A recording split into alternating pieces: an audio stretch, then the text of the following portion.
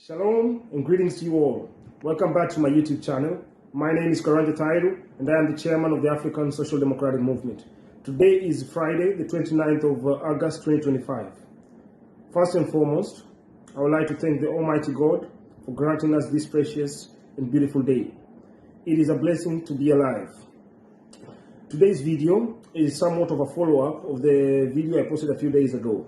In my previous video, I discussed about the greatness of Africa and all that it entails, But today, I want to discuss about a very common subject and a very widely scrutinized and widely examined topic. So what I want to discuss today is about the colonization of Africa. Why was Africa colonized?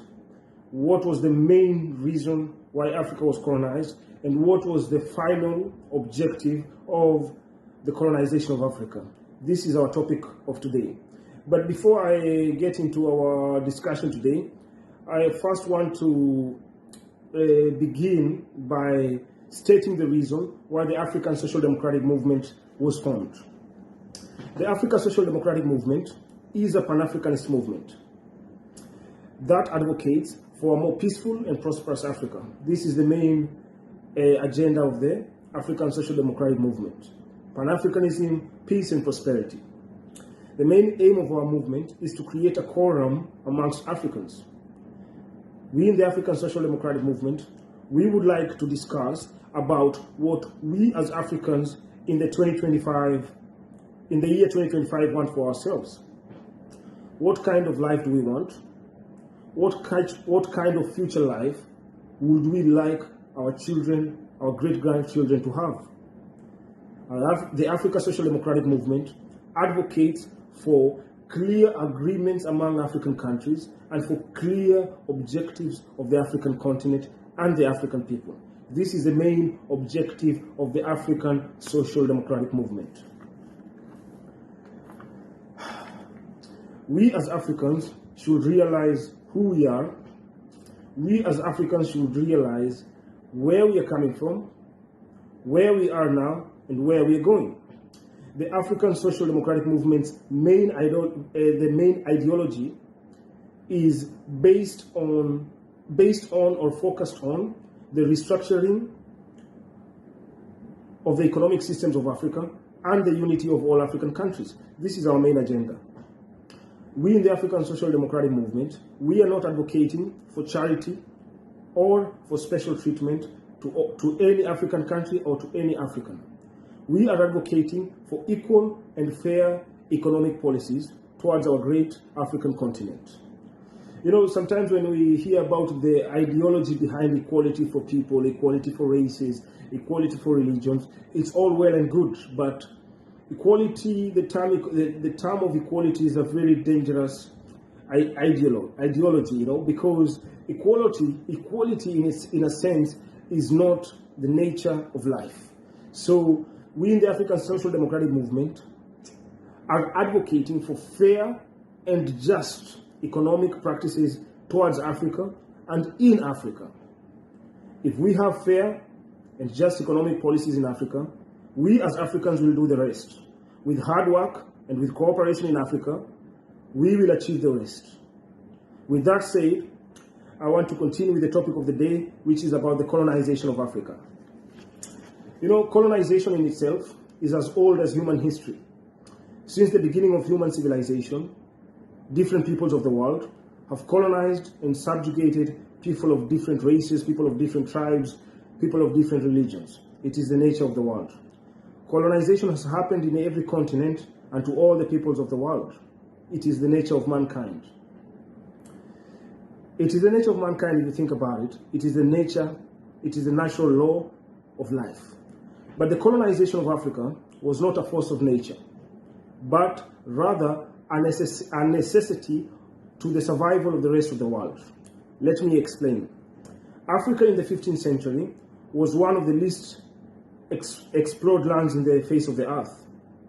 In the 15th century, when the great powers of the world were conducting colonization in a massive scale in Asia, in the American continent, in all around the world, the powers of the world had a formula in mind, had a main objective, and this was to create our new world order and a global world system of affairs. So this was mainly the reason why from the 15th century, 16th century up to today, there's been a continuous form of colonization in one way or the other.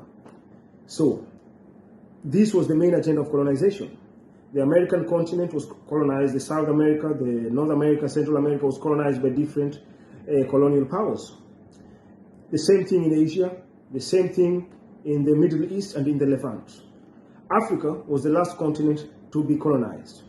Unlike the colonization of Asia and unlike the colonization of the Americas, African colonization was very different. While the powers of the world colonized most of the other parts of the world, like Asia, America, the Middle East, and the Levant, most of the colonization was based on economic control. This was the main agenda in the other parts of the world. When they went to colonize Asia, this was the main agenda: economics, finance, to boost the Industrial Revolution. This is the same thing they did in America. Africa was colonized because of the survival of the whole world. And this is where the difference comes about. Because if we look at the colonization of the Americas, we look at the colonization of the different parts of the world, we will find that the colonial powers mainly focused on the system of economic colonization. But in Africa, it was a total colonization. And this is the question we are asking ourselves today. Why was this style of colonization in Africa different? Because if you look at the strategy employed by the imperialists in other parts of the world, you will realize that the economy was the most important part of the society that the colonizers wanted to colonize. But in most cases, the political or social systems of the colonial territories was kept intact. The social and political systems were left as is, especially in Asia, especially in the Americas, especially in the Middle East and Levant. But this did not happen in Africa. And there is a very important reason why Africa's political and social economic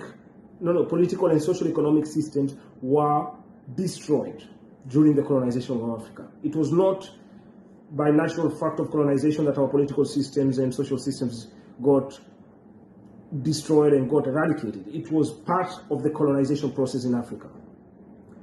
Because unlike most political and social systems in the world, the political and social systems that were present in Africa in the 15th century, let's say the political and social systems that were present in Africa pre-colonially were one of the highest standard systems that the world has ever seen. The political system in Africa was so well advanced, law and order was kept, everything was in check politically. The leaders who were leading the African kingdoms, the social systems that were practiced in African kingdoms, the moral law of the African society was so well developed and so just and so fair to each and every one of the members of the kingdom, of the chiefdom, of the community, that when the Europeans, especially when the explorers arrived in Africa in the 15th century and in the 16th century, the likes of Vasco da Gama and the likes of David Livingstone, when they arrived in Africa, they were amazed they were amazed of what they found. They found a very, very well-developed society. They found a very, very rich society. They found a very, very, economically sustainable, environmental conservation was going on in Africa. Our social systems were the highest of the world. Women's rights were paramount in Africa. Pre-colonially, women and men were equal in all African societies. This is the truth of the matter. The social welfare of everybody in a society in Africa was kept in check by the social and the cultural customs. And this is what the explorers and the missionaries found in Africa. So when they reported back to the various colonial powers, the colonial powers decided to re-strategize their form of colonization. The colonization system that was used in Asia that was used in the Levant, that was used in the Americas could not work in Africa, because Africa was different. The Africans had a sense of belonging, the Africans had a sense of justice, the Africans had their own religions, had their own customs, their political system was fantastic, their economic system was fantastic, their social system was divine. Most of the African kingdoms lived in some kind of divination, you know. Every system was working perfectly. So a new form of strategy was developed. So this is what led to the slave trade. This is what led to the scramble and partition of Africa in the year 1884. The Europeans decided, okay, these people have a very high standard of living. These people have a very high standard of morals. These people have a very economically sustainable, you know, environmental conservation. Everything was in check in Africa. So the colonial powers decided, first, let us divide the country. Let us partition it to different, smaller entities. Let us break up the kingdoms and let us create different countries. Let us break up the kingdoms and let us break up the tribes. Let us reduce the cooperation amongst Africans. Let us create new forms of countries. Because this is not what happened in most other places of the world. In most other places of the world, even when the colonization happened, normally the borders remained the same. People of a particular race or a particular tribe were colonized together and kept together even during the colonization, the colonial state. But in Africa it was different. Everything was divided because they had first to destroy the cooperation, to destroy the collaboration in Africa. And then the second thing they did in Africa was to destroy our social and political systems. Because unless the social systems of Africa were destroyed, unless the political systems of Africa were destroyed, this was, the whole world could have looked upon the African social and political systems and emulated it, because the African social and political systems were the best in the world. Everybody knows this. This is a true fact. So that is why when the Europeans came to Africa, they had to destroy our social systems. They had to destroy our customs. They had to destroy our religions. They had to impose on us different names. Everything had to be destroyed so that the status quo of the rest of the world remained. Because when the Europeans, unlike in Africa, when they went to Asia, when they went to the Middle East, they found social systems which in a Western mindset were not equal to their standards. But in Africa, it was different. In Africa, our social systems were very similar to the Europeans, but even better than the European social systems, because our social welfare was the highest, our gender equality was there, the social structure was very strong. You know, everything that we so-called talk in this modern world about gender equality and inclusion and all these other kinds of stuff, social affairs of everybody, respect of people's beliefs, this was all present in Africa, in pre-colonial Africa. So this is the main reason why Africa was colonized different. They said, even if whatever happens, we have to destroy the political systems of these people. We have to destroy the economic systems of the Africans. We have to destroy their practices. From the root, we have to destroy everything so that the Africans forget who they are and forget where they're coming from and forget where they're going. That is why they colonize Africa the way they are colonized. And this is the main reason, this is the main question I wanted to pose to you guys, and this is the answer that I wanted to give you. The reason African colonization was different is because it was a necessity for the survival of the rest of the world. Africa was great in every sense, in terms of riches, in terms of social, in terms of political, in terms of economic systems. Our traditional societies were living in some kind of utopian paradise, and we were self-sufficient. This was the greatest danger to the outside world. And that is why they had to colonize Africa in a different way, divide us, you know, confuse us, and look at where we are now. So, you know, I can discuss about the colonization and its pros and its cons, its effects, but that's a long story. And as we say in Swahili, in Swahili we have a saying in Swahili, a famous Swahili saying, yaliyopita sio ndwele, tugange yajayo. So, we in the African Social Democratic Movement recognize the history of Africa. We love the history and the greatness of Africa, but we cannot dwell in the past. We have to focus in the future. So, we in the African Social Democratic Movement have a manifesto of policies Mind you, the manifesto that we are using in the African Social Democratic Movement was developed about 3 years ago. Now we are in the final stages of implementation, and very soon you will see us in your countries, you will see us in your neighborhoods, and we will discuss with you one-on-one about the merits of the African Social Democratic Movement manifesto policies. Because we in the African Social Democratic Movement have a manifesto of policies which map the path that Africa should take towards the future.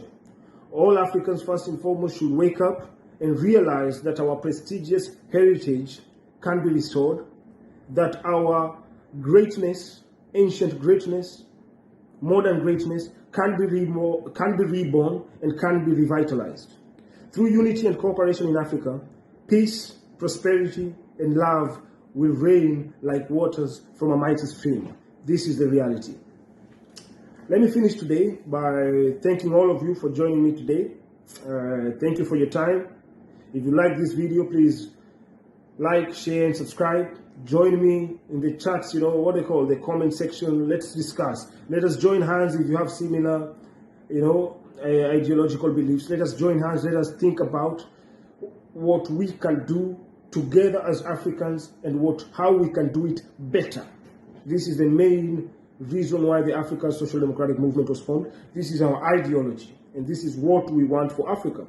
So, thank you to you all. Much love to you all. I love you guys, man. I love your support, man. I love your likes. I love everything, man. So please share this video. Let the message spread. Let everybody start talking about it. Let us discuss and let us move forward together as Africans. I want to finish today by thanking the Almighty God. It is a blessing, and it is through His blessing and it is through His mercy that we are where we are today. So thank you, Almighty God, and glory be to God. Much love to you all. God bless you all, and God bless Africa. Thank you.